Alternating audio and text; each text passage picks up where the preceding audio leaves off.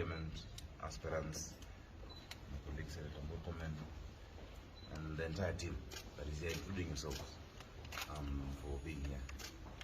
I've maintained from the beginning, and today I've issued a statement, I think with a lot of clarity, that all of this is a political witch hunt because I have the requisite qualifications to run for office of governor in Nairobi County.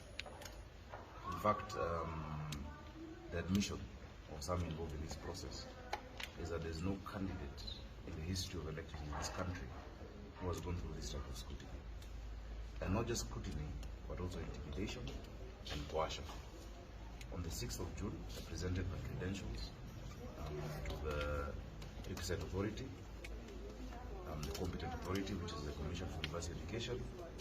They wrote to their counterpart, National Council for Higher Education in Uganda, who wrote to the issuing university, and they confirmed all of those credentials. And that is when I got issued with my letter at the end of the day.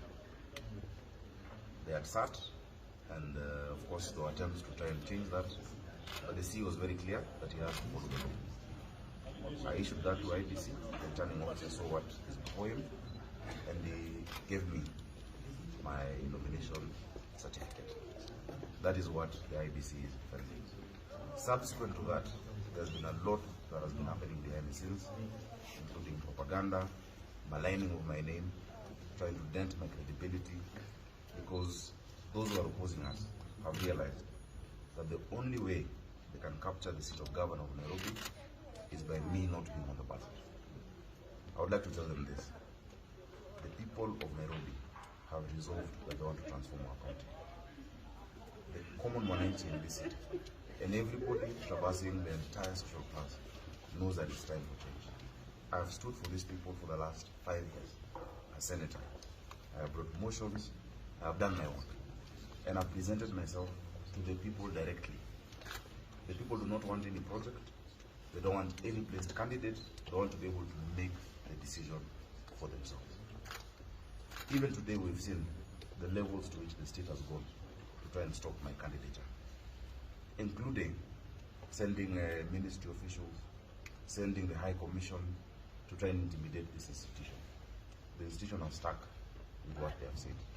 I would like to urge those detractors, whoever they might be, including those that I have mentioned earlier, let the people decide. Let the people make their choice.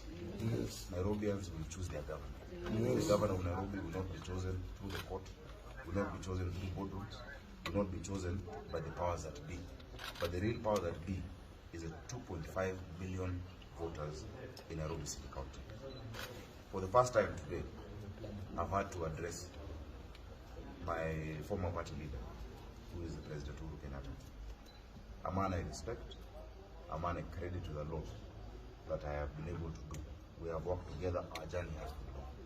And I told him that back then, even before I was chairman of TNL, I did everything in my ability for his career. But now he's doing everything in his ability to finish mine at age 37. It is well, there is a God.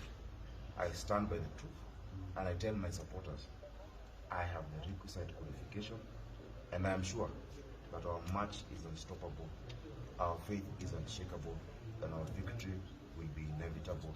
We shall make Thank